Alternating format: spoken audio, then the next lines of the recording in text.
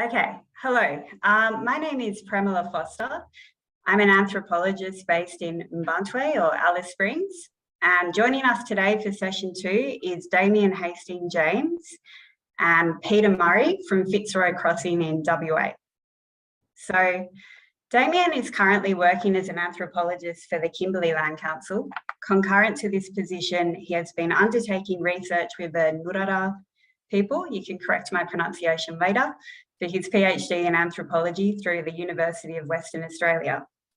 Since 2018, he has been primarily based in the Kimberley town of Fitzroy Crossing, working with the Yananijara Aboriginal Corporation and the Ngurara Rangers as part of his research and fieldwork with the Ngurara people.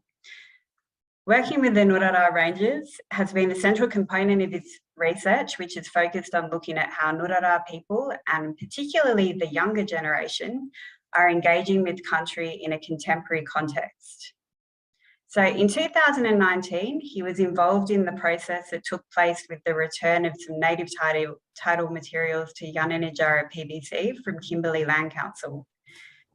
So Peter Murray is the CEO of Yananijara Aboriginal Corporation, and I think Peter's been roped in a little bit at the last minute, so I'm going to get him to introduce himself, if you're happy to take it away, Peter. Yep. Apologies to Frankie, couldn't make it this morning,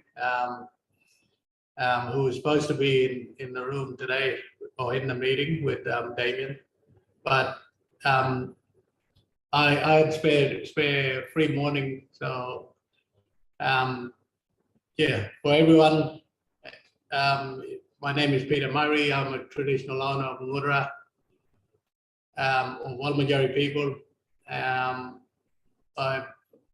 I've started off as a ranger, then worked my way up into the CEO's position, but it was a hard road for us, getting native title and then moving into mainstream land management and then so on. So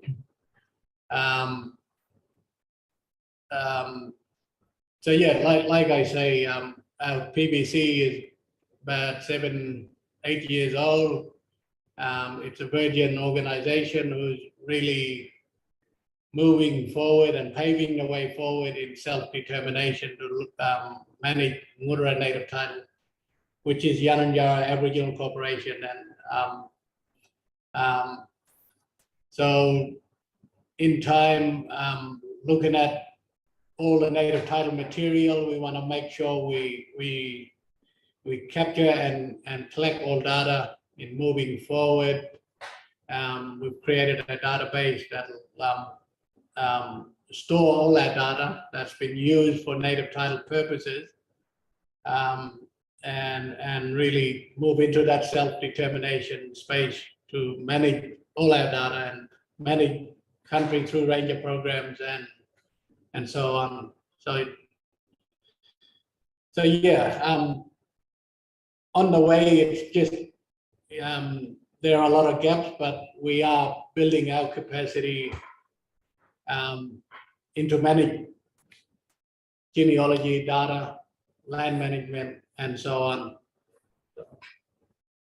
So yeah, that's a short little introduction. But if people got questions as we go, I'm happy to answer. Yeah, and that'd be great. Would be welcome questions as we're sort of talking together. I really thank Peter for joining us today. He's had like a pretty busy week. He's been in PBC meetings all week, so it's a privilege and an honour for him to jump in on this conference and speak to us. And he's got such a wealth of experience and knowledge in this area. And as he said, he knows it from the ground up. He was a ranger himself in his younger years, and he's still young. And now he's he was a coordinator and has been part of the Indigenous Ranger program in the Kimberley. And now he's really he's the CEO of Yananijara, as he said. And he's fantastic at guiding that corporation, and they're doing some really interesting things. I thought it would be a lot more interesting to do this presentation here in Fitzroy Crossing, this talk, and in the Yanananjara office. We're not quite in the Yanananjara office, where we're sort of about 20 meters away. We had to move out of the office because the ranger coordinators are doing their own Zoom presentation.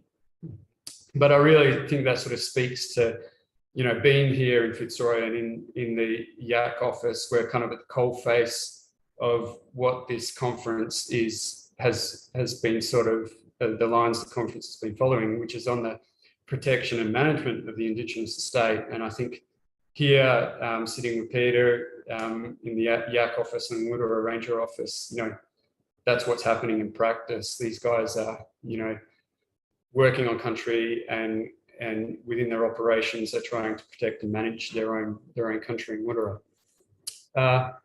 So we don't have a lot of time, but I thought we'd just give a brief snapshot today of a PBC's views on usefulness of native title materials in managing their country. So how native title materials are useful for Yanananjara and Woodora Rangers in their operations of protecting and managing their country.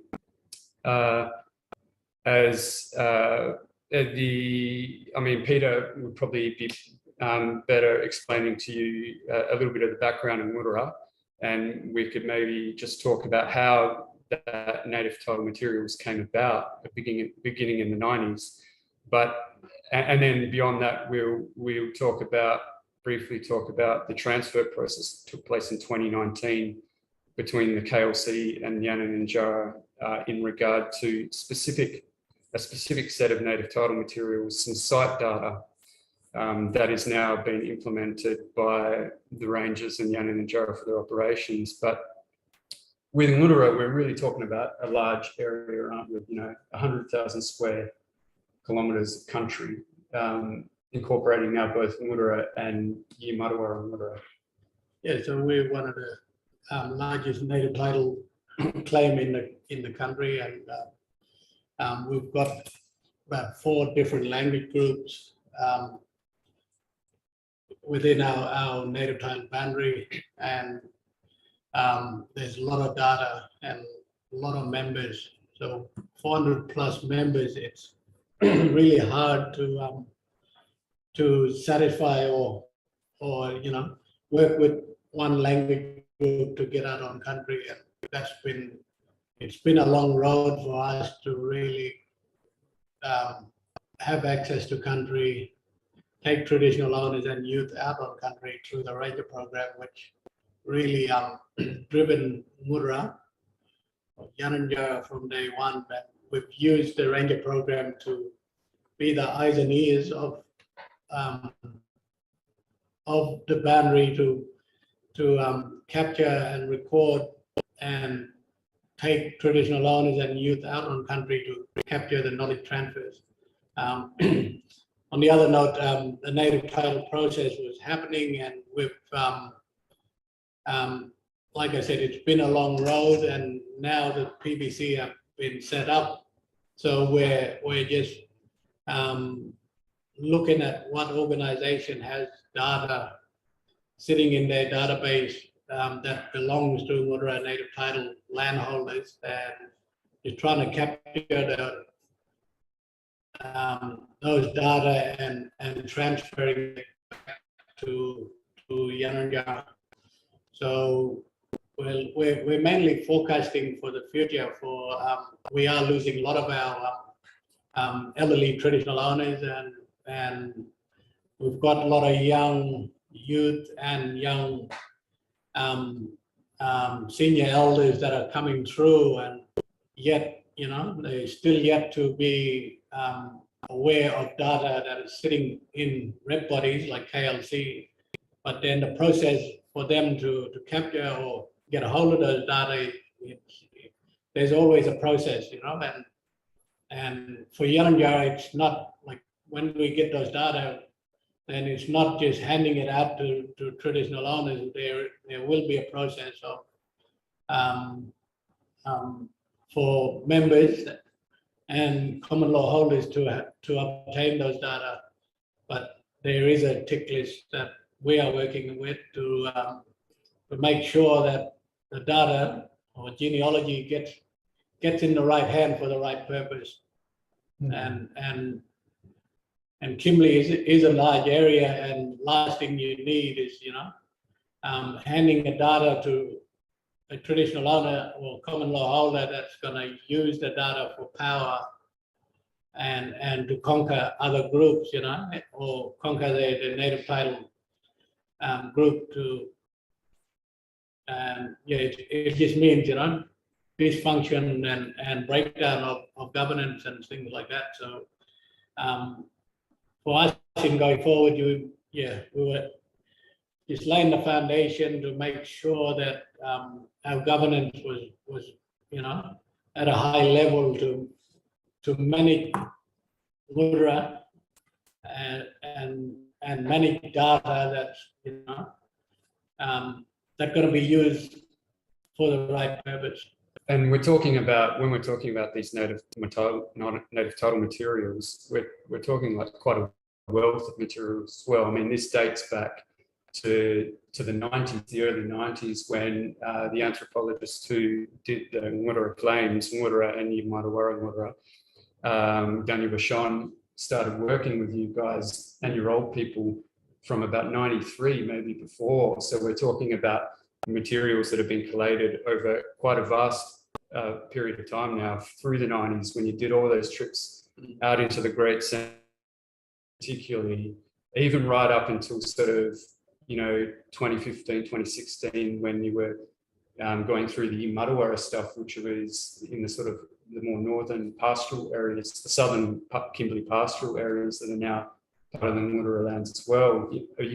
There's a lot of material there, isn't there, from the work you guys did with Daniel and others? Yeah, so same thing, as any organization, we're moving into the self-determination space, and there will be a time where rep bodies, PBC moving away from rep bodies to be able to manage their own area, and a lot of it falls down to funding for PBCs and moving forward. So we've been great. Like, we've been making small steps in moving forward into that, into the future, with fine planning and putting in structures that are gonna benefit us in the long term. And as everyone knows, the mining boom is booming, and there are a lot of activities happening out on different areas, and the data that we're trying to capture is it's all traditional knowledge and all that, but going through the courts with mining company to secure a HPA, it's getting more harder and harder for PBCs to be able to stand strong and have a heritage protection agreement against mining companies to be able to protect their land and sites, So that might bring us to the transfer return of data that happened between the KLC and Yanananjara in 2019, where you were able to negotiate with the KLC to have returned a specific set of native title materials, which was the site data, of locations of places and things. And what were your feelings with that process, and how is that data now being useful and implemented into Yanananjara's operations? Well, firstly, with the discussion with Kimberley Land Council was to scope out a process, and one of the process was looking at light sensitive data, or if you want to call it just light data, which is looking at GPS location of Gila sites and stuff like that. And it was light for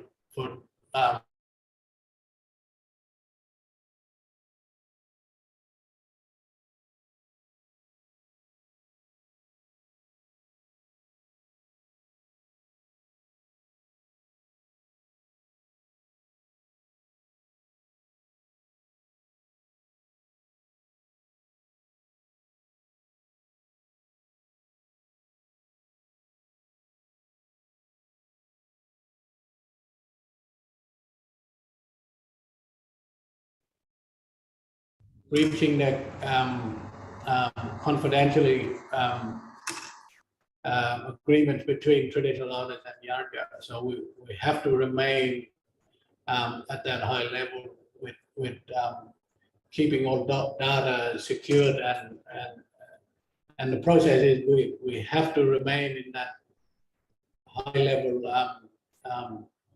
strictness of holding the data. Like I said, it's really hard when traditional owners just calls in and say they want their genealogy. But one of the steps is with Yarnga is to make sure that we do a due diligence process checklist to make sure that we're ticking the boxes on how and why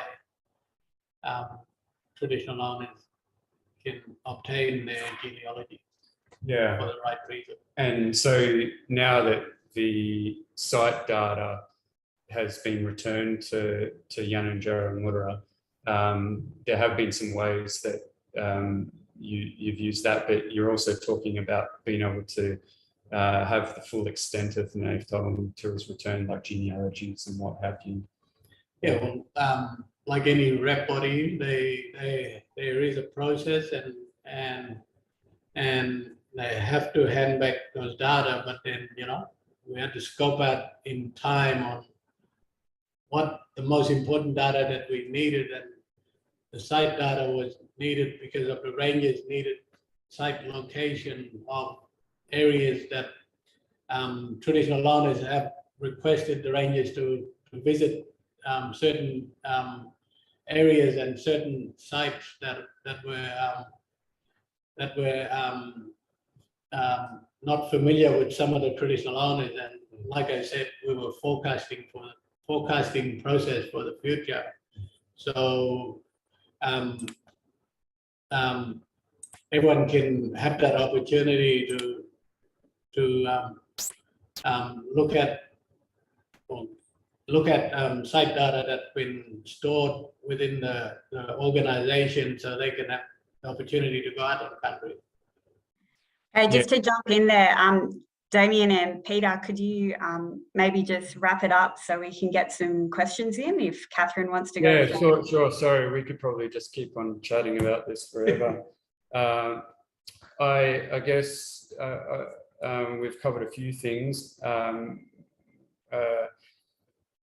In terms of, in terms of the ranger work with this this site data that's been transferred, they've been able to use it in specific ways for things like fire management, going out on country, looking at certain areas and managing country in certain ways. And then maybe the PBC itself, Yanandjara, has been able to, and in the future is going to be able to use that data in specific ways when it comes to sort of negotiating different things, but also further a lot of native title materials.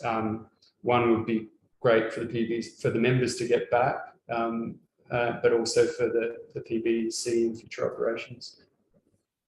Yeah, so the data is really handy to have on site to plan out range of programs like projects like fire management,